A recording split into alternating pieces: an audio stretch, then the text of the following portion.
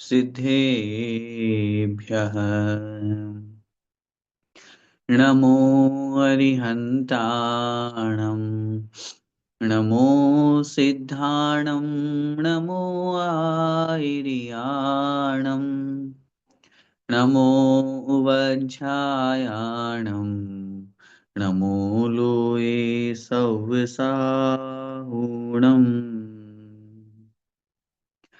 तीन भुवन में सार वीतराग विज्ञानता शिव स्वरूप शिवकार नमः त्रियोग संहारिके। पंच परमेष्टि भगवान की जय। द्वादशांगमयी जिनवाणी माता की जय। चारित्र चक्रवर्ती 108 शांति सागर जी महामुनि राज की जय। संत शिरोमणि आचार्य भगवंत 108 श्री विद्यासागर जी महामुनि राज की जय। नवाचार्य श्री समय सागर जी महाराज की जय। परम पूज्य गुरुदेव निर्यापक श्रवण मुनि पुंगव श्री सुधा सागर जी महाराज की जय। अढ़ाई द्वीपस्थ समस्त महामुनिराजों की जय। पंडित श्री दौलत राम जी द्वारा विरचित छड़ाला जी ग्रंथ का हम सभी स्वाध्याय कर रहे हैं और चौथी ढाल में सम्यक ज्ञान का वर्णन हम पढ़ते हुए देश चारित्र के वर्णन की ओर आगे बढ़े हैं। चूंकि सम्यक चारित्र या जब हम चारित्र के दो भेदों की चर्चा करते हैं, देशव्रत और महाव्रत आदि के रूप में, तब जहां पांचों पापों का एक देश त्याग किया जाता है उसे हम देशव्रत कहते हैं। गुण स्थान की अपेक्षा से उसे पंचम गुण स्थान के रूप में व्याख्यायित किया गया है। जहां पांचों पापों का पूर्ण रूप से त्याग किया जाता है वो महाव्रत की कोटि में आता है, जिसे छठे गुण स्थान से अवस्था में कहा जाता है। पिछली कक्षा में अपन ने उन देश व्रत में जो सबसे पहले 5 प्रकार के अणुव्रत कहे जाते हैं, अहिंसा अणुव्रत, सत्य अणुव्रत, अचौर्य अणुव्रत, ब्रह्मचर्य अणुव्रत और परिग्रह परिमाण अणुव्रत, उसकी चर्चा की थी। हमने बहुत अच्छी तरह से इस विषय को समझा था कि भले ही हम अणुव्रती न हो या अभी हमने अणुव्रतों को धारण नहीं किया हो, लेकिन फिर भी ये जो विषय है ये हमें अंगीकार करने की भावना, या ये दोष न लगे या ये व्रत का पालन हम किस प्रकार कर सकते हैं, ये हमारी भावना होनी चाहिए। जैसे त्रस हिंसा को त्याग व्रथा था वर्ण संहारे, जहां त्रस जीवों की हिंसा, हम भले ही 5 अणुव्रत या प्रतिमा रूप में हमारे संकल्प नहीं है, लेकिन जहां हमें दिख रहा है कि यहाँ त्रस जीवों की हिंसा हो रही है, इस कार्य में साक्षात मुझे त्रस जीवों की हिंसा दिखाई दे रही है, वहां से अपन को बचने का प्रयास करना चाहिए।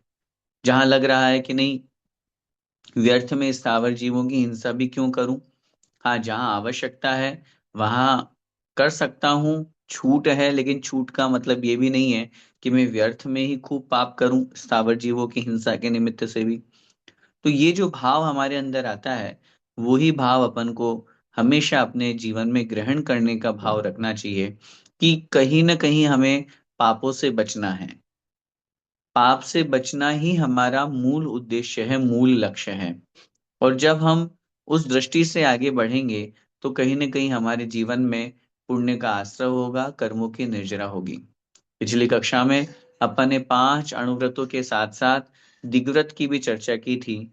और उस दिग्व्रत में दश दिश गमन प्रमाण ठान तसु सीमन नाखे, दशों दिशाओं में आने जाने की मर्यादा करके, तसु माने उस मर्यादा की, उस सीमा की, सीमन नाखे, सीमा माने मर्यादा को, न नाखे अर्थात उल्लंघन नहीं करना चाहिए। अब इस बात पर जरा विचार करें कि सामने वाले व्यक्ति को दशों दिशाओं में जाने आने की मर्यादा का कारण क्यों बनाया। क्यों कह रहे हैं उसको कि तुम उत्तर दिशा में यहीं तक जाओ, दक्षिण में यहीं तक जाओ। सामने वाले व्यक्ति ने जो नियम लिया है कि मुझे 5,000 किलोमीटर उत्तर दिशा से आगे नहीं जाना, इधर से दक्षिण दिशा में यहां से आगे नहीं जाना। क्यों? उसका भी एकमात्र यही उद्देश्य है, पाप से बचना। दिग्व्रत का भी एक ही अर्थ है। सामान्य रूप से हमें परिभाषा में समझ में आ रहा है, दशों दिशाओं में आने जाने की मर्यादा। तो वो मर्यादा क्यों की? हमने बाउंड्री वॉल क्यों बनाई? हम वहां से आगे क्यों नहीं जाना चाह रहे? ताकि हम वहां से आगे के पाप से बच सकें। वहां उस सीमा के अंदर रह करके ही जब मेरा कार्य सिद्ध हो रहा है, तो मैं उस सीमा के बाहर कार्य करके व्यर्थ का पाप क्यों कमाऊं? राग द्वेष क्यों करूं? पाप में क्यों उलझूं? किसी के साथ व्यवहार क्यों रखूं? क्यों राग द्वेष करूं? व्यापार करूंगा, आना जाना होगा, आना जाना भी नहीं होगा, फोन पे बात होगी, मेल पे बात होगी, राग द्वेष बढ़ेगा, चिंता होगी, विकल्प होंगे। उन सब से बचने के लिए ही तो व्रतों को धारण किया गया। कोई 12 व्रतों को क्यों अंगीकार करता है? 5 अणुव्रत, 3 गुणव्रत और 4 शिक्षा व्रत। ये 12 व्रत होते हैं श्रावक के। कोई श्रावक इन्हें क्यों अंगीकार करता है? क्यों ग्रहण करता है? क्यों संकल्प लेता है मैं 12 व्रतों का पालन करूंगा? उसके पीछे उसका एक ही तो उद्देश्य है, ताकि मैं पाप से बच सकूं।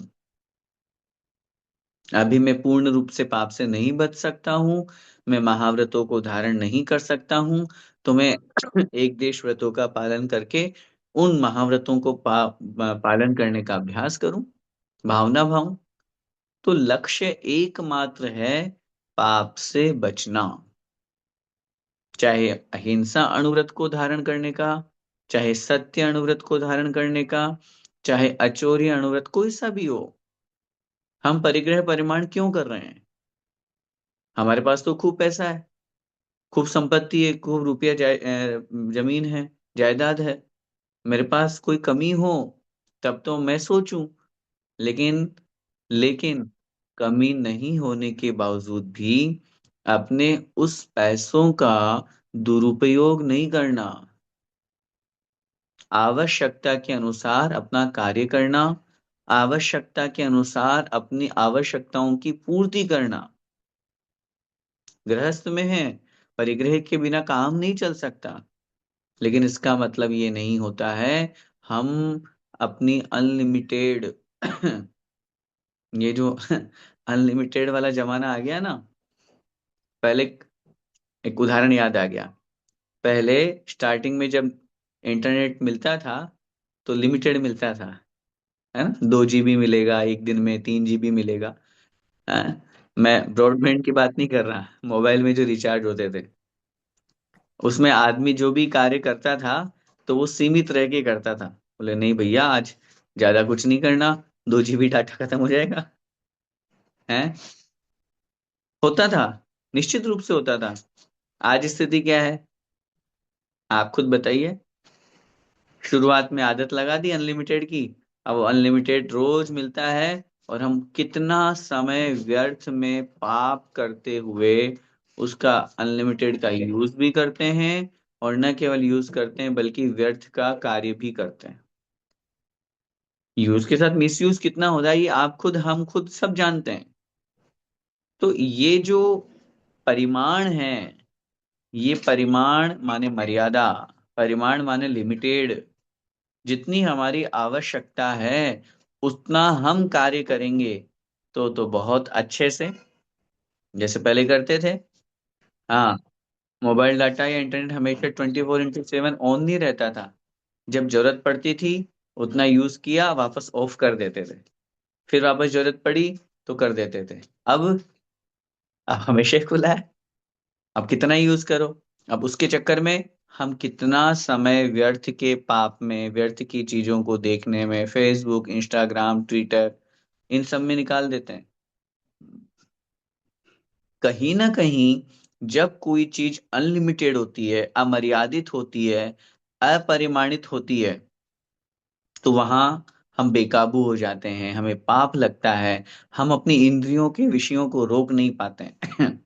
इसलिए परिग्रह परिमाण हमें उपदेश देता है कि नहीं, भले ही हमारे पास संपत्ति बहुत है, रुपया पैसा बहुत है, लेकिन फिर भी मैं अपनी आवश्यकता अनुसार ही वस्तुओं का उपयोग करूंगा, अपनी आवश्यकता अनुसार ही वस्तुओं को ग्रहण करूंगा। शेष का त्याग, ये जो संतुष्ट होने की बुद्धि है, ये जो अपने आप में संतोषी सेटिस्फेक्शन वाला जीवन है, ये हमारे लिए बहुत महत्वपूर्ण है। अपन सबको इसको ध्यान रखना चाहिए। आइए आगे बढ़ते हैं। पिछली कक्षा में अपन ने 5 अणुव्रतों के साथ जो दिग्व्रत की बात की थी, उसी को अब आगे देश व्रत, और तीसरे नंबर पे अनर्थ दंड व्रत है। उस अनर्थ दंड व्रत के 5 भेद होते हैं अनर्थ दंड के, तो वो पांचों भेदों से रहित अनर्थ दंड व्रत हुआ करता है। तो आज की कक्षा में उसको अपन समझते हैं। निकाल लीजिए छंद क्रमांक 11। ताहू में फिर ग्राम गली गृह बाग बजारा, गमना गमन प्रमाण ठान अन सकल निवारा। काहू की धन हानि किसी जय, हार न चिंते देयन सो उपदेश होय अघवनज कृषि ते। दिग्व्रत में जीवन पर्यंत के लिए दशों दिशाओं में आने जाने की मर्यादा हमने की। अब उसके बाद में आता है देश व्रत। देश व्रत में क्या होता है? देश का माने स्थान। देश व्रत में जो हमने जीवन पर्यंत की मर्यादा की, उस मर्यादा को और संकुचित किया जाता है, और कम किया जाता है, और उस मर्यादा को सीमित कर लिया जाता है। जैसे जीवन पर्यंत, तो उदाहरण समझिए, जीवन पर्यंत तो हमने ले ली मर्यादा, हम भारत देश से बाहर नहीं जाएंगे, उदाहरण समझिए। देश व्रत में हम क्या करेंगे? देश व्रत में हमारी मर्यादा बनेगी, अभी जैसे 10 लक्षण चल रहे हैं, तो 10 लक्षण में भैया हम जयपुर से बाहर नहीं जाएंगे। 10 लक्षण में हम अपना स्थान जहां का है उससे बाहर नहीं जाएंगे। ये हुआ देश व्रत। वो तो 10 दिन का हो गया, एक दिन का भी ले सकते हो। आज मैं अपने नगर से बाहर नहीं जाऊंगा, 1 घंटे का भी ले सकते हो। 1 घंटे तक मैं इसी कमरे में बैठूंगा, जैसे अभी अपनी कक्षा चल रही है, लगभग 1.5 घंटा तो मिनिमम चलती है, कभी 2 घंटे भी हो जाए, तो 1.5 घंटे का 1 घंटे का नियम ले लीजिए। मैं 1 घंटे तक इस कमरे से बाहर नहीं जाऊंगा। तो क्या होगा? इस कमरे के बाहर जो कुछ भी हो रहा है, उस पाप से हमारा कोई संबंध नहीं होगा। चाहे कोई जिए, चाहे कोई मरे, रोए धोए, कुछ भी हो, हमारा कोई राग द्वेष नहीं होगा, कोई संबंध नहीं होगा। तो कहीं ना कहीं वो भाव हमारे अंदर आएगा कि हम उस पाप से बचें। इसलिए लिख रहे हैं ताहू में। ताहू में माने उसमें, उसमें किसमें? जो दिग्व्रत में मर्यादा ली, उस दिग्व्रत की मर्यादा में, फिर माने आगे की तरफ, मतलब वो दिग्व्रत की मर्यादा के बाद में फिर आगे, ताहू में माने उस मर्यादा में, किसी ग्राम, प्रसिद्ध गांव, गली, कोई विशेष गली, विशेष रास्ता जिसको अपन बोलते हैं, गृह माने कोई किसी का घर मकान, बाग माने बगीचा, बजारा माने बाजार। उस दिग्व्रत में की गई मर्यादा में किसी गांव विशेष का नाम लेके, किसी गली मोहल्ले का नाम लेकर, अपने घर की अपेक्षा से मैं अपने इस घर से नहीं जाऊंगा, या मैं उसके यहां से वहां उसका घर आता है, मैं उससे आगे नहीं जाऊंगा। बाग, प्रसिद्ध बगीचा है, हाँ भाई, मैं उस गार्डन के आगे नहीं जाऊंगा। बाजार, मार्केट का नाम, या कोई जहाँ पे शॉपिंग मॉल है, कुछ भी अपनी अपेक्षा से। गमना गमन प्रमाण ठान। गमन आगमन, गमन माने जाने, आगमन माने आने। गमनागमन प्रमाण, जाने और आने की प्रमाण माने मर्यादा को, सीमा को, ठान माने निश्चित करके, अन सकल निवारा। अन माने अन्य शेष, सकल माने सभी को निवारा माने त्याग कर देना, छोड़ देना, निवारण कर देना। इसका नाम है दूसरे नंबर का देश व्रत। क्या मतलब हुआ? फिर से समझिए। जहां पर हमने जीवन पर्यंत मर्यादा की, दशों दिशाओं में आने जाने की, वहां पर अपन ने समय, घड़ी, घंटा, दिन, महीना आदि की अपेक्षा से किसी स्थान विशेष का संकल्प करके उसके आगे की मर्यादा या वहां तक की मर्यादा बना करके उसके आगे सॉरी, उसके आगे उस सीमा से बाहर नहीं जाना, उस मर्यादा को नहीं तोड़ना, ये कहलाता है देश व्रत। दो अपेक्षा से समझिए। देश काल परिचित्या शब्द का प्रयोग आचार्य महाराज समंतभद्र स्वामी ने रत्नगंडक शौकाचार में किया है। देश माने स्थान और काल का माने समय। देश व्रत में जैसे दिग्व्रत में मर्यादा हमने देश माने स्थान विशेष और काल माने आजीवन के लिए की थी, ऐसे ही देश व्रत में मर्यादा भी स्थान विशेष के द्वारा निर्धारित, यहां से आगे नहीं। और उसके साथ में कब तक, कितने समय तक आप जो ये मर्यादा, ये जो नियम ले रहे हो, ये 1 घंटे के लिए, 1 दिन के लिए, एक रात्रि के लिए, कब तक के लिए? एक निश्चित समय होता है, उस निश्चित समय के लिए यह मर्यादा ली जाती है। तो इसलिए समय भी निश्चित करना है और स्थान भी निश्चित करना है। देश व्रत तभी हो पाएगा। और ये भी बात ध्यान रखिएगा, देश व्रत तभी कहलाएगा जब दिग्व्रत हो। अगर दिग्व्रत नहीं है तो फिर वो देश व्रत की कोटि में नहीं आएगा।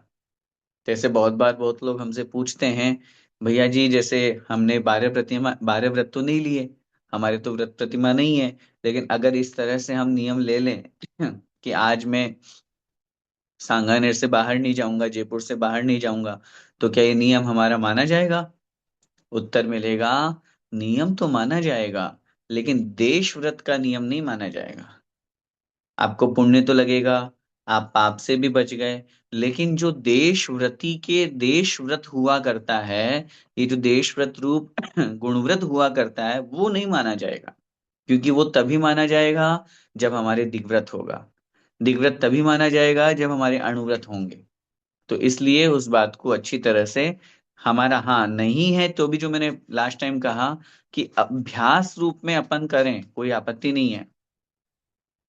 यदि अभ्यास रूप में भी हम करते हैं तो हमें कहीं न कहीं उसका पुण्य लाभ होता है, कर्मों की निर्जरा होती है, पाप से हम बचते हैं। तो ये भावना अपन को रखनी चाहिए। तो इस तरह इन प्रारंभिक 2 पंक्तियों में हमें देशव्रत के बारे में समझाया है। एक बार फिर से देख लीजिए।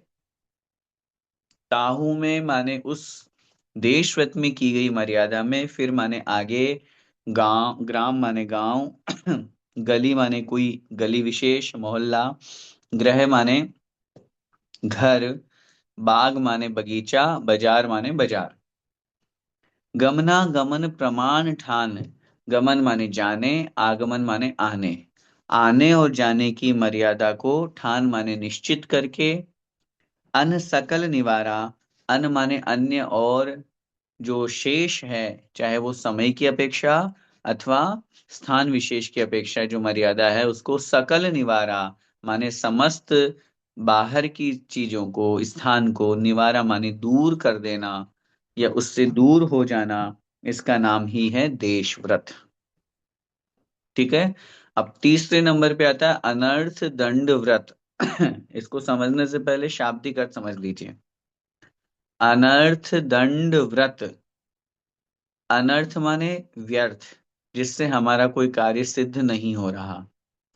दंड का मतलब होता है मन वचन काय की क्रिया। मन से सोचना, वचन से बोलना और काय अर्थात शरीर से करना, तीनों। अनर्थ का मतलब व्यर्थ। व्यर्थ ही मन वचन काय की क्रिया करना, ये तो हुआ अनर्थ दंड। ठीक है ना? अब व्रत शब्द आगे लग गया, तो व्यर्थ ही मन वचन काय की क्रिया नहीं करना, उसको रोकना, उसको वश में करना, इसका नाम हो गया अनर्थ दंड व्रत। सॉरी। तो कहने का भाव ये है, जैसे दिग व्रत, दिग माने दिशा, दिशाओं की अपेक्षा से आने जाने की मर्यादा। देश व्रत, देश माने स्थान विशेष, स्थान विशेष की अपेक्षा से आने जाने की मर्यादा। ऐसे ही अनर्थ दंड व्रत अर्थात व्यर्थ में ही मन वचन काय की जो प्रवृत्ति होती है, उसके द्वारा जो क्रिया होती है, उसको रोकने का नाम है अनर्थ दंड व्रत। अब अपन सोचो, हम बैठे बैठे फालतू में किसी के बारे में बुरा सोचते रहते हैं, होता है ऐसा? होता है, बहुत बार होता है। उससे हमारा संपर्क भी नहीं है, उससे हमारे संबंध भी नहीं है, तो भी हम सोचते हैं बुरा। और अगर कदाचित संबंध भी है, संपर्क भी है, हमारे एम्प्लॉय है, या हम बॉस हैं, कुछ भी है, परिवार में कोई है, समाज में कोई है, व्यापार में कोई है, उसके बारे में व्यर्थ ही हम सोचते रहते हैं। बुरा होने का, उसका बुरा हो जाए, हम बोल देते हैं किसी को, उपदेश, उपदेश से तात्पर्य किसी को शिक्षा देते हैं, किसी को बोलते हैं हाँ तुम ऐसा गलत काम कर लो। तो इन चीजों में बहुत पाप है। और सबसे बड़ी बात, हमारा कोई स्वार्थ सिद्ध नहीं हो रहा, हमें कुछ मिल ही नहीं रहा। सॉरी। हमें कुछ मिल ही नहीं रहा, हमें तो केवल पाप ही कमाने को मिल रहा है, इसके अलावा और कुछ भी नहीं मिल रहा। इसलिए अनर्थ दंड से बचना है। अनर्थ दंड के 5 भेद आचार्यों ने कहे हैं, जिसको अपन अभी आगे पढ़ेंगे, जहां अपध्यान, पापोपदेश, प्रमादचर्या, हिंसा दान और दुष्श्रुति, ये 5 प्रकार के अनर्थ दंड हैं, इनसे बचना है। अब एक एक को समझते हैं, बहुत अच्छा वर्णन है, आइए देखें। काहू की धन हानि, किसी जय हार न चिंते। पहले नंबर का अपध्यान, पहले नंबर का अनर्थ दंड है अपध्यान। अपध्यान का मतलब होता है व्यर्थ का ध्यान करना, है ना? व्यर्थ, व्यर्थ का ध्यान का तात्पर्य है, ध्यान माने सोचना, यहाँ को ध्यान आंख बंद करके ध्यान लगाने वाली बात नहीं है। ध्यान माने चिंतन, ध्यान माने मन का, मन की प्रवृत्ति, सोचना। काहू की धन हानि, काहू माने किसी भी व्यक्ति की, धन हानि, धन माने संपत्ति, रुपया पैसा, जमीन जायदाद, हानि माने नुकसान। हम्म, किसी की धन संपत्ति का नुकसान हो जाए। किसी जय हार, किसी की जय, पराजय, हार माने पराजय, हारना, जय माने जीतना। न चिंते, चिंतन नहीं करना चाहिए, सोचना नहीं चाहिए। हमें व्यर्थ में किसी की धन संपत्ति के नुकसान के बारे में, और इसकी जीत हो जाए, उसकी हार हो जाए, इस प्रकार का व्यर्थ का चिंतन नहीं करना चाहिए। ये कहलाया अपध्यान अनर्थ दंड व्रत। यदि हम चिंतन कर रहे हैं, तब तो वो कहलाएगा अपध्यान अनर्थ दंड। और चिंतन नहीं कर रहे हैं, उस चिंतन को अपन ने छोड़ दिया, तो वो कहलाएगा अनर्थ दंड व्रत, व्रत की कोटि में आ जाएगा फिर वो। ठीक है, अब इसको समझिए। परिभाषा अपन ने पढ़ी, व्यर्थ में किसी की धन संपत्ति के नुकसान के बारे में, किसी के जय पराजय के बारे में हम नहीं सोचना चाहिए। अब आप अपने जीवन को उठा के देखें, अपन बहुत बार ऐसा होता है, और बहुत बार नहीं, अक्सर पूरे दिन भर में कहीं ना कहीं हमारे मन में किसी के प्रति दुर्भावना आ सकती है। किसी ने हमारा कुछ बिगाड़ कर दिया, हमें कुछ कह दिया, और तुरंत हमारे मन में उसके प्रति गलत भाव आ जाते हैं, इसका नुकसान हो जाए, इसने मुझे ऐसा कहा ना, अब देखना भगवान इसको भी मजा चखा दे, इसने मेरे साथ बुरा किया, इसके साथ भी बुरा हो जाए, इसने पूरी सभा में मुझे जलील किया, मेरी बेइज्जती की, और मैं, वो मन में सोच रहे हैं, उसको बोल नहीं रहे। बोलना तो और ज्यादा पाप हो जाएगा। मन ही मन में उसके प्रति गलत भाव, अपध्यान। मनोरंजन के लिए हम लोग क्रिकेट देखते हैं, और वहां उस समय हम कितना सोचते हैं, इस ये जीत जाए, ये हार जाए, हैं। अब देखो, व्रती जो होता है ना, वो व्रती, पहली बात तो उसको इतना समय नहीं है कि वो मनोरंजन करे। वो तो आत्मरंजन करेगा, हैं, आत्मा का आनंद लेगा। फिर भी सामान्य अपेक्षा से अगर कोई क्रिकेट आदि देखता है, उसमें अपने मन में तो भाव रखते हैं ना अपन तो, कि भारत जीते और सामने वाली जो टीम है वो हार जाए, हैं। 26 का वर्ल्ड कप जो हो रहा है वो भारत जीते आएगा, आता है।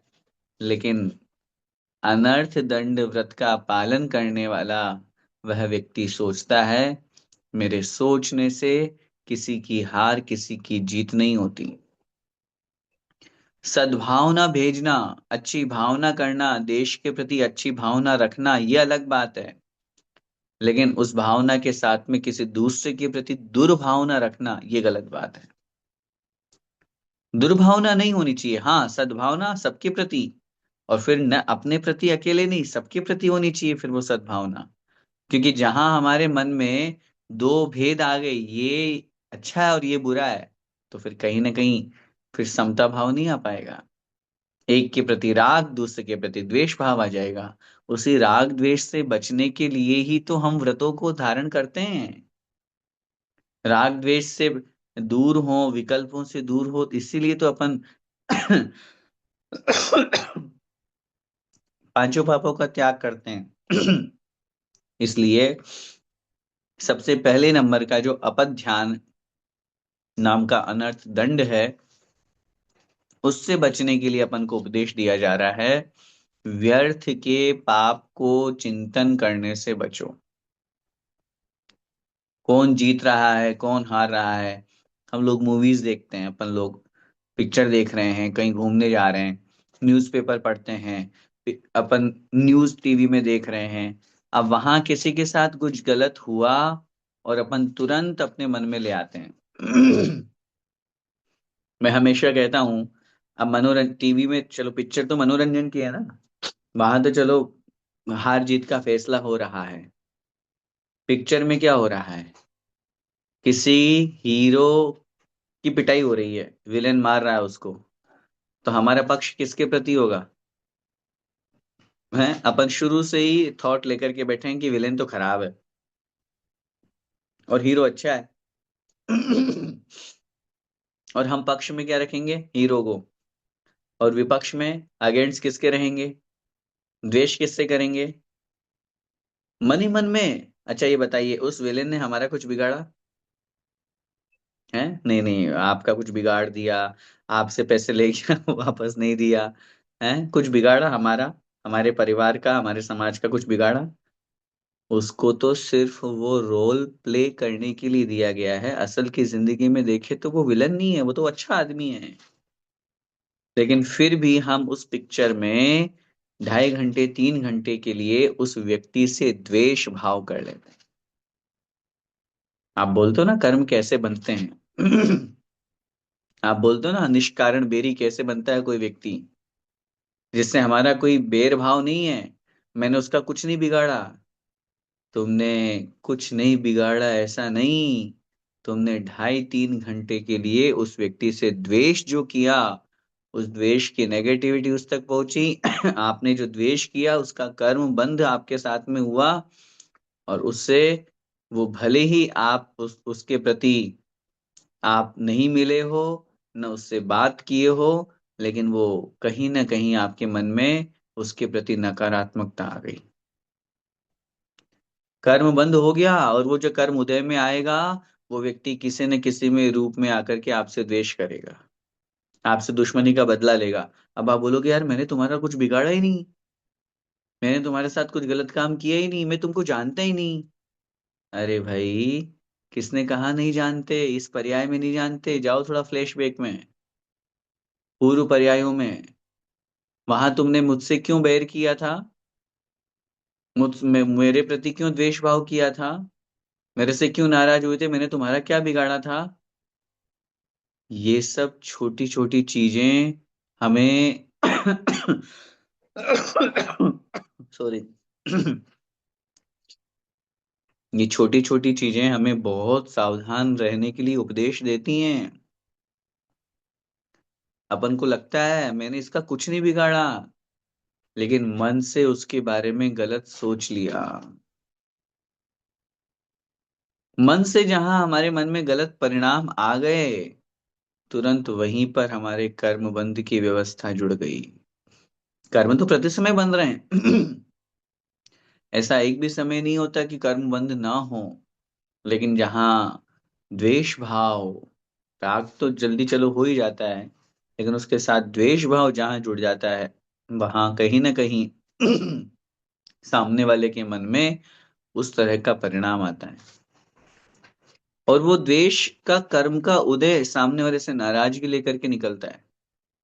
इसलिए अपध्यान अनर्थ दंड से जितना हो सके बचने का प्रयास करें, क्योंकि हमारे माध्यम से व्यर्थ में चिंतन होता है। व्यर्थ में। अब आप देखो, हम टीवी मोबाइल देख रहे हैं या कुछ भी कार्य कर रहे हैं, और देखते देखते किसी के भी प्रति हमारे अंदर गलत भाव आ जाते हैं, परिणाम गलत आ जाते हैं, गलत सोच आ जाती है। इससे अपन को बचने का प्रयास करना चाहिए। दूसरे नंबर पे है पापोपदेश। लिख रहे हैं, देय न सो उपदेश, होय अघ वनज कृषिते। देय माने नहीं, देय न, न माने नहीं, देय माने देना चाहिए, उपदेश माने कथन, शिक्षा। उपदेश के यहाँ तात्पर्य को प्रवचन वाला उपदेश नहीं, उपदेश से तात्पर्य सजेशन, उपदेश का तात्पर्य बोलना, कहना। देय न सो उपदेश, सो माने वह सॉरी, वह उपदेश, वह बात नहीं कहनी चाहिए, नहीं बोलनी चाहिए, जिससे क्या होता है? होय माने होता हो, अघ माने पाप। जिस बात को कहने से सामने वाला पाप रूप प्रवृत्ति कर रहा है, या आपके कहने पर पाप में लग रहा है, पाप कर रहा है, सो उपदेश न दे, वह उपदेश नहीं देना चाहिए। जैसे अघ वनज कृषिते, वनज माने व्यापार, कृषि माने खेती। जैसे उदाहरण दिया, कोई व्यापार है, खेती आदि है, उनमें जहां जिसमें पाप हो, ऐसा उपदेश, ऐसा कथन नहीं करना चाहिए। पापोपदेश अब अनर्थ दंड व्रत कहलाता है। शब्द से अर्थ लगाइए, पापोपदेश, पाप का उपदेश, पाप का कथन, उससे बचना है। अगर अनर्थ दंड से बचना है तो अनर्थ दंड व्रत का पालन करना है। तो इसका मतलब क्या हुआ? कोई हमसे पूछे, मैं ये कार्य कर लूं, और आपको पता है उसमें तो बहुत हिंसा होनी है, होती है, और आप कहेंगे हाँ हाँ कर लो, क्या दिक्कत है? तो हमने कहीं ना कहीं, हमने उसको पाप में प्रवृत्ति कराई। किसी ने हमसे पूछा, यार मैं क्या व्यापार करूं, और आपने उसको ऐसा व्यापार बोला, बोले आजकल खूब चल रहा है ये, और खूब इसमें पैसा कमाई होगी, और आपको पता है इसमें हिंसा भी बहुत होती है, फिर भी हमने उसको कह दिया, दोष लगेगा। दोष लगेगा, पाप लगेगा हमको, क्योंकि हमारे निमित्त से उसने वो बात स्वीकार करके और वो कार्य किया। कृषि में, अब आप बोलो कि खेती करने का उपदेश, खेती करने में कोई आपत्ति नहीं है। किसी ने हमको कहा, मेरे फसल में बहुत ज्यादा कीड़े लग जाते हैं, फसल ढंग से नहीं हो पाती है, तो बोले तुम ये खाद डाल दो, ये यूरिया डाल दो, ये जो अ, छिड़क दो, ये सब चीजें जो हैं वो कहीं ना कहीं अब जीव हिंसा का कारण बन रही है। और वो जीव हिंसा जो हो रही है, उससे हमें भी पाप लगे, जो कर रहा है उसको तो लगेगा, लेकिन जिसने कथन किया, जिसने सजेशन दिया, जिसने उपदेश दिया, उसको भी वहां पर पाप लगेगा। इसलिए चाहे व्यापार की अपेक्षा हो, चाहे खेती में हो, किसी भी दृष्टि से सामने वाले को पाप का उपदेश नहीं देना। उपदेश से फिर रिपीट कर रहा हूं, यहां उपदेश से तात्पर्य प्रवचन देना नहीं, उपदेश माने कथन करना, कहना, सामने वाले को नहीं कहना चाहिए। इससे अपन को बचने का प्रयास करना चाहिए। आइए आगे देखते हैं, दो प्रकार के अनर्थ दंड व्रत के बाद में अब आगे तीन प्रकार के प्रमादचर्या हिंसादान और दुष्टुति का वर्णन अगले छंद में कर रहे हैं। कर प्रमाद जल भूमि वृक्ष पावक न विराधे, असि धनु हल हिंसोप करण नहीं दे यश लाघे।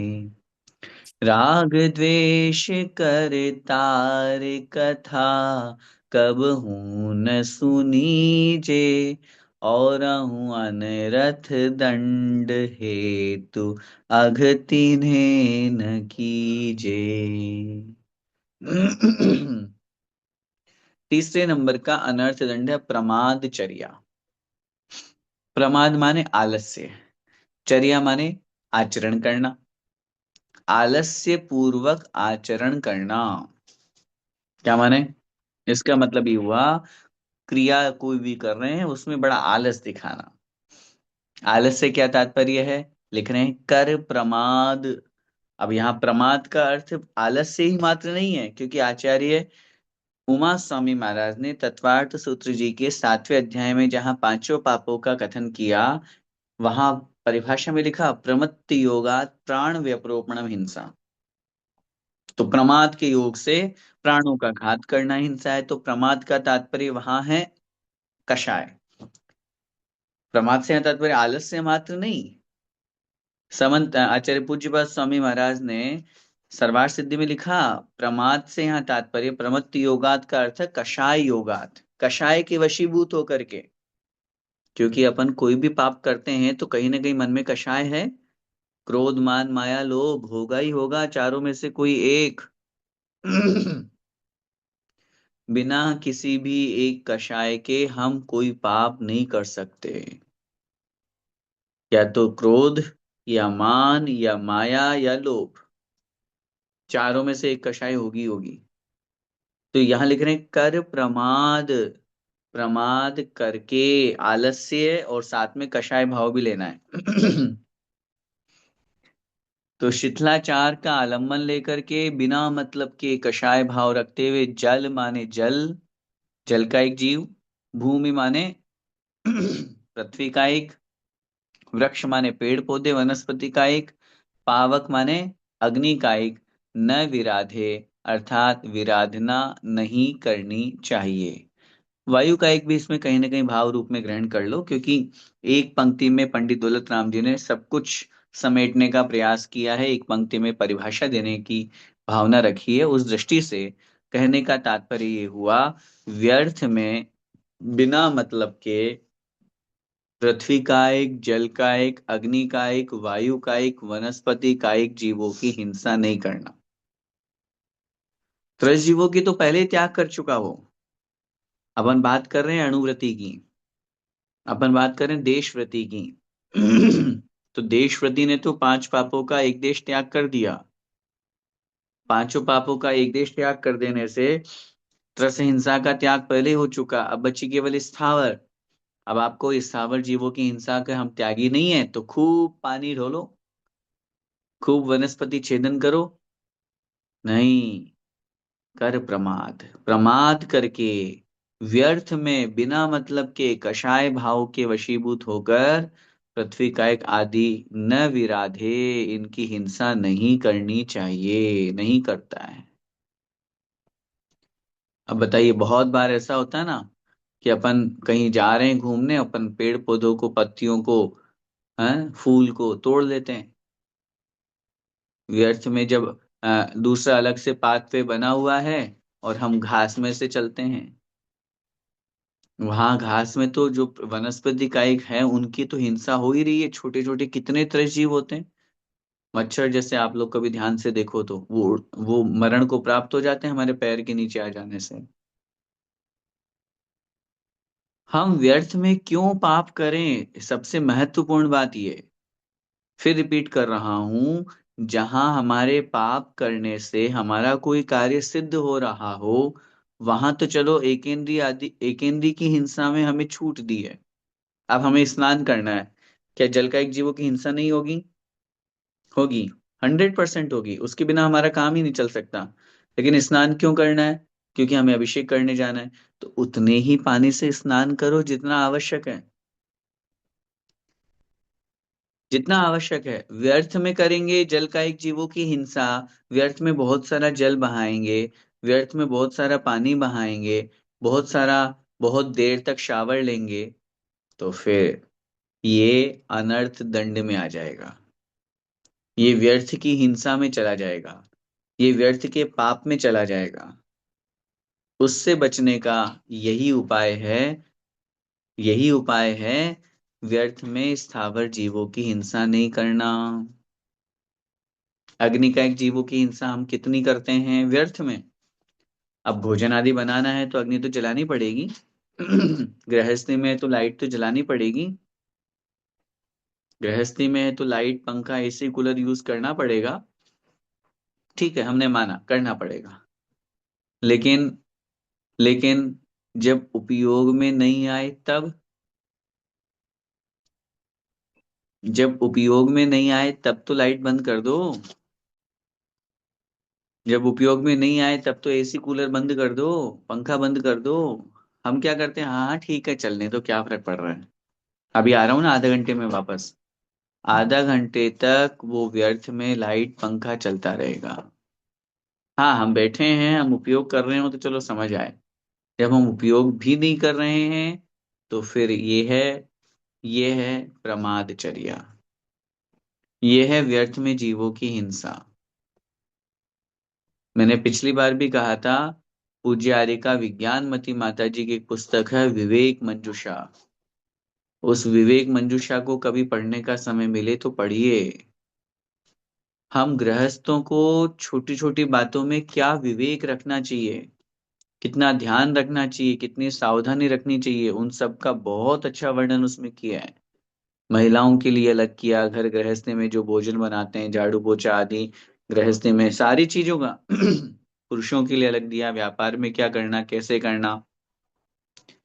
तो इसलिए ये प्रमादचर्य अनर्थ दंड हमें बता रहा है, व्यर्थ में नहीं, व्यर्थ में नहीं। अब जैसे बहुत बार बहुत लोगों को देखा, एक बार किसी प्रसंग पर किसी से मिलने का अवसर भी मिला था, तो उनकी एक बहुत बड़ी विशाल कोठी, लगभग होंगे 14-15 बढ़िया आलीशान कमरे, और सारी व्यवस्थाएं, आजकल तो अपन अपने घरों में थिएटर भी, होम थिएटर बढ़िया शानदार बना रखा है, नीचे स्विमिंग पूल है, सारी सारी सुविधाएं घर पे।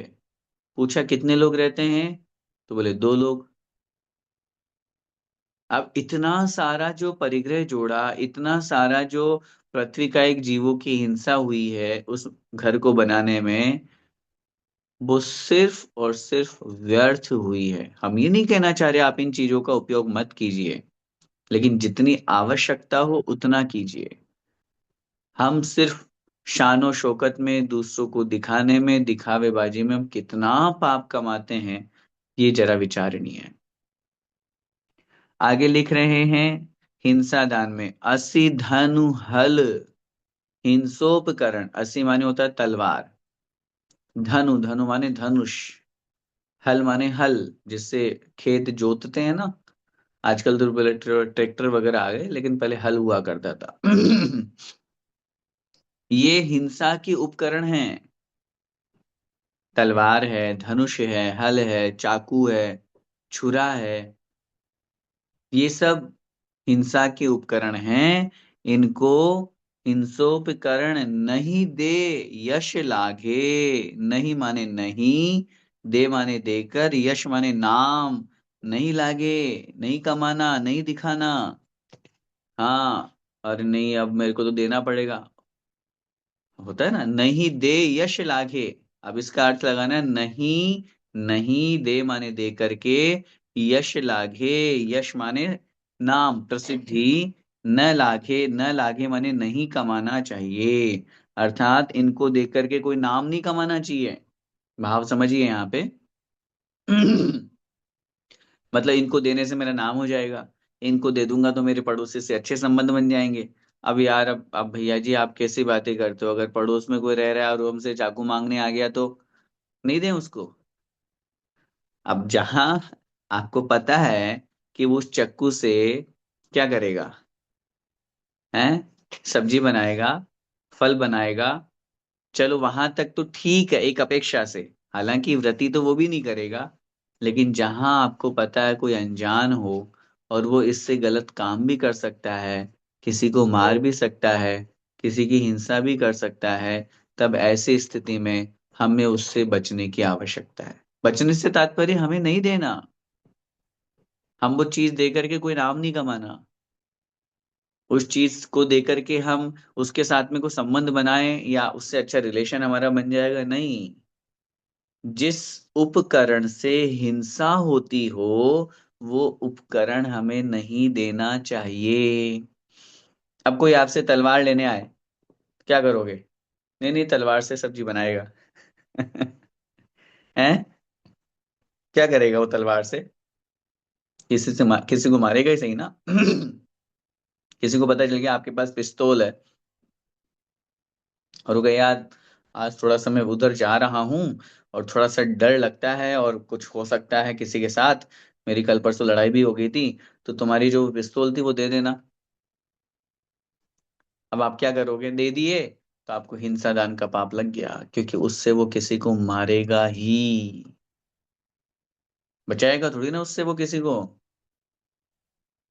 तो ये भाव, हिंसा दान कोई भी चीज हो, सामान्य व्यवहार में जैसे एक उदाहरण भी दिया जाता है, जैसे पिंजरा होता है ना, चूहे पकड़ने वाले जो होते हैं या कोई से भी हो, वो भी हम एक दूसरे को दे देते हैं, वो भी हिंसा दान की कोटि में। कोई सा भी हिंसा का उपकरण, जिस उपकरण को देने से, जिस उपकरण को ग्रहण करके सामने वाला व्यक्ति उससे पाप ही करेगा, है, अस्त्र शस्त्र लेकर के कोई पूजा थोड़ी करेगा उसकी।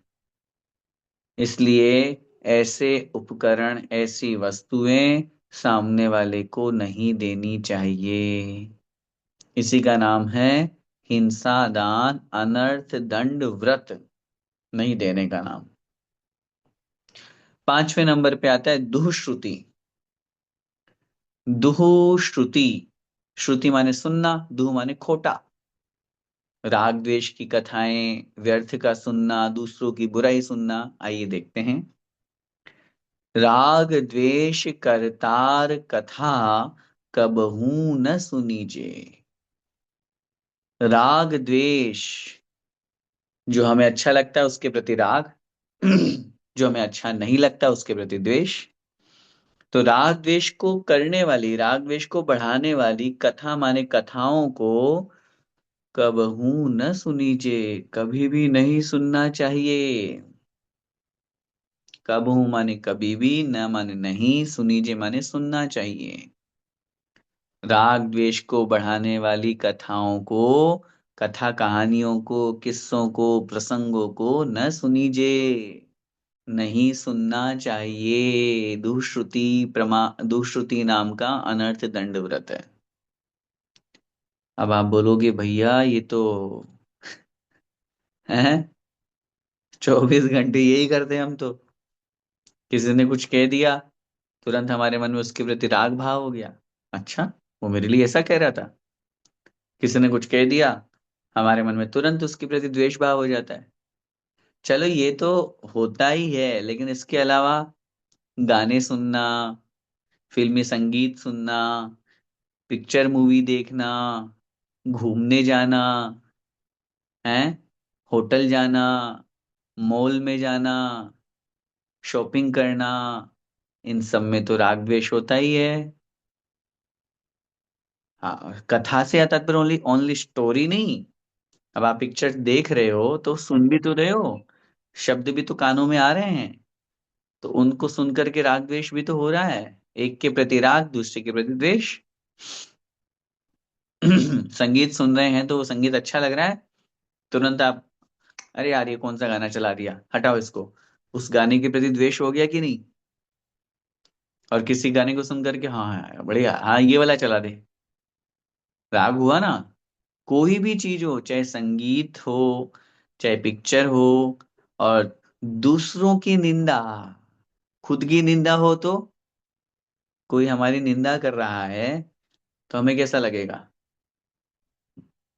सोचिए, कोई अगर हमारी निंदा कर रहा है तो हमें कैसा लगेगा? तुरंत हमारे मन में उसके प्रति गलत भाव आएंगे। तो हम दूसरों की निंदा क्यों सुन रहे हैं? करना भी इसी में आएगा।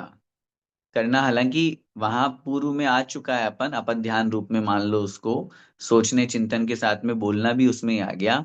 लेकिन अगर कोई चार लोग बैठ करके किसी की निंदा कर रहे हैं, किसी के बारे में बुरा बोल रहे हैं, तो ये दुष्श्रुति नाम का अनर्थ दंड है। और सच सच अपने अपने जीवन को टटोलिए, हम अपना अधिकांश समय पर निंदा में व्यतीत करते हैं। उसने ऐसे कर दिया, उसने ऐसे कर दिया, वो ऐसा है, उसने ये गलत किया, उसने ये गलत किया, ये सब चीजें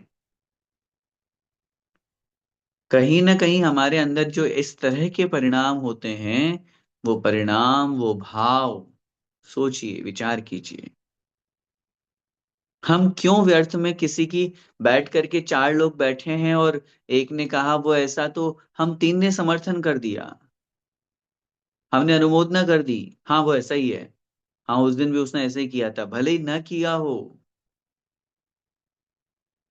किसी भी व्यक्ति के बारे में इतना द्वेष क्यों? बैठ करके उसके बारे में उसकी निंदा क्यों? उसके प्रति राग द्वेष इतना ज्यादा क्यों? राग अगर, हाँ, अब इसमें बहुत से लोग कहेंगे अरे हम तो अभी जैसे कक्षा आपकी पढ़ रहे हैं, इतनी अच्छी लग रही है, तो राग है कक्षा के प्रति। प्रशस्त राग अलग चीज है। राग दो तरह का, प्रशस्त राग और अप्रशस्त राग। प्रशस्त माने अच्छा, शुभ, देव शास्त्र गुरु के प्रति जो राग होता है, अरे मुझे तीर्थ यात्रा जाना है, बड़े बाबा के दर्शन किए बहुत दिन हो गए, आचार्य श्री के पास जाना है, गुरुदेव के पास में जाना है, जिनवाणी को सुनना है, अरे यार आज तो सैटरडे, नहीं सारे प्लान कैंसिल, मेरे को तो जिनवाणी सुनना है। ये प्रशस्त राग है। और अप्रशस्त राग संसारी लोगों से, जिनसे राग द्वेष बढ़ता है, उन लोगों से। तो इस तरह का परिणाम अपन को सोचना है। तो जो यहाँ पे बात की गई है, राग द्वेष करतार कथा कब हूं न सुनीजे, राग द्वेष को बढ़ाने वाली कथाओं को, बातों को, कथा से तात्पर्य बातें, उनको हमें कभी नहीं सुनना चाहिए। इस प्रकार पांचों अनर्थ दंड का वर्णन करने के बाद कह रहे हैं, औरहु अनर्थ दंड हेतु इसके अलावा और भी जो अनर्थ दंड के हेतु हैं, कारण हैं, कौन काय के हेतु? अघ हेतु, पाप के हेतु, पाप की जो क्रियाएं हैं, पाप में जो निमित्त है, औरों माने अन्य है। और इनके अलावा अन्य जो अनर्थ दंड माने व्यर्थ का ही जो पाप है, व्यर्थ के ही जो पाप के कमाने के साधन हैं, वो सब अनर्थ दंड हैं। तिन्हें न कीजिए, तिन्हें माने उस अनर्थ दंड को हमें न कीजिए माने नहीं करना चाहिए।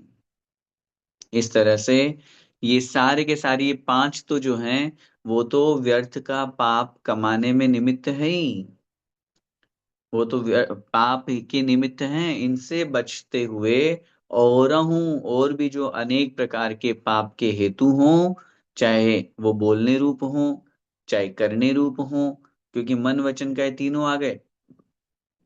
जैसे आप ध्यान में अपन ने मन की बात कर दी, मन से सोचना भी नहीं।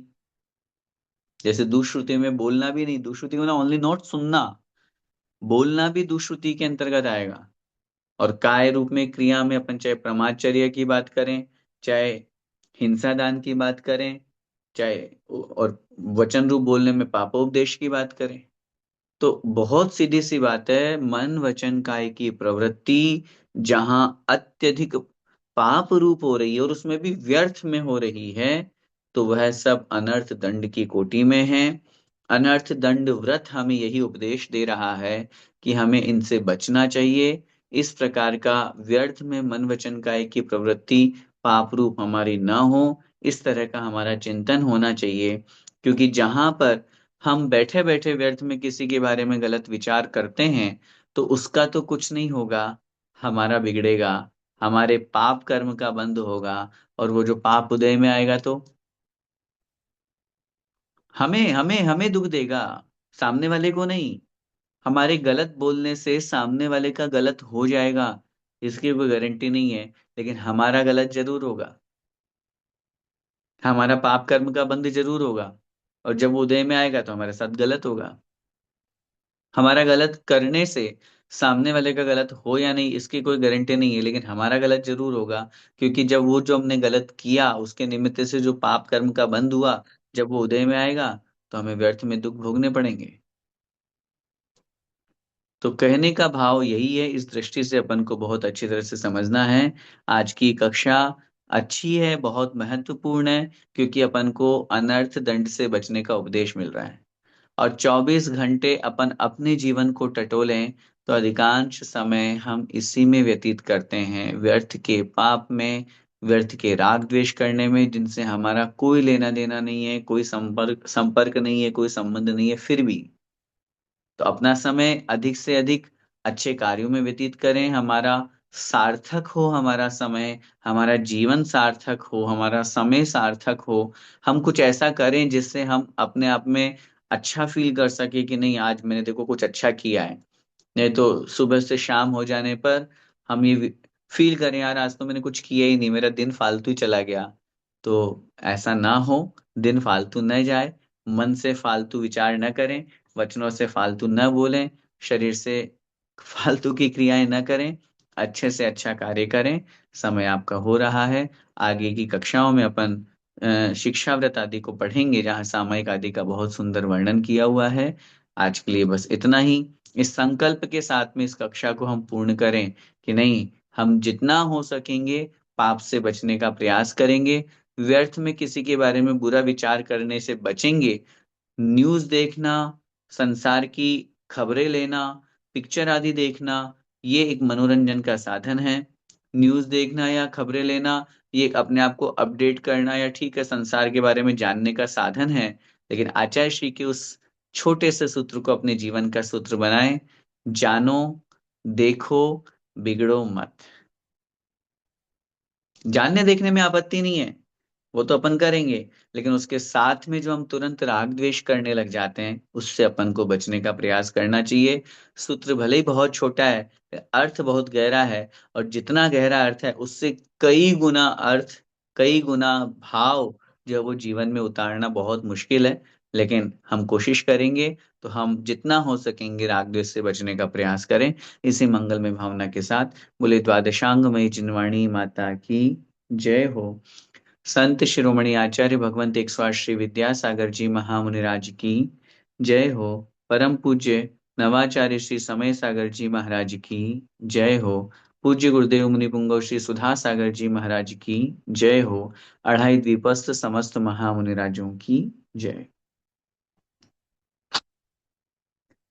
आप सभी को सूचित करते हुए बहुत अत्यधिक हर्ष हो रहा है कि कल रविवार 11 तारीख को वर्तमान की सर्वज्येष्ठ आर्यिका माता जी, आर्यिका ज्ञानमती माता जी का हम सभी को लाइव दर्शन लाभ और उनके आशीर्वचन सुनने का शुभ सौभाग्य प्राप्त हो रहा है। और ये अवसर दुबई का जो टाइम है वो 2:30 बजे से और भारत के टाइम के अकॉर्डिंग 4 बजे से है। मेरा आप सभी लोगों से निवेदन है, मैंने लास्ट क्लास में भी कहा था, ये एक बहुत बड़ा परम सौभाग्य है।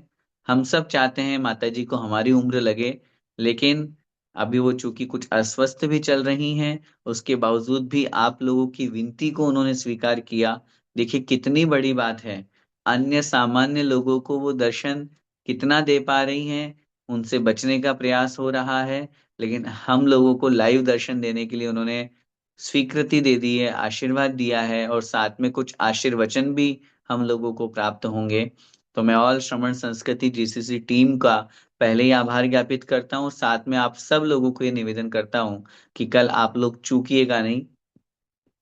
अपना जो कार्यक्रम आगे पीछे का है, संडे का है, वो आप 2:30 बजे से पहले करके फ्री हो जाइएगा। या फिर 4 बजे बाद में कीजिएगा। लगभग 1 घंटे का उनका सेशन का लाभ आप लोगों को, हम लोगों को सबको मिलेगा। तो आप सब लोगों से मेरा निवेदन है, ये एक बहुत बहुत बहुत पुण्य का उदय हमारे बीच में आया है कि ऐसे सर्वज्येष्ठ आर्यिका माता जी का आशीर्वाद हम सबको मिलने जा रहा है। तो पुनः प्लीज डोंट मिस, और आप बहुत अच्छी तरह से उसका पूरा लाभ लें, धर्म का धर्म लाभ लें, पुण्य लाभ लें, यही हमारी मंगल भावना है। आइए जो क्विज थी हमारी उसके क्वेश्चन आंसर डिस्कस करते हैं।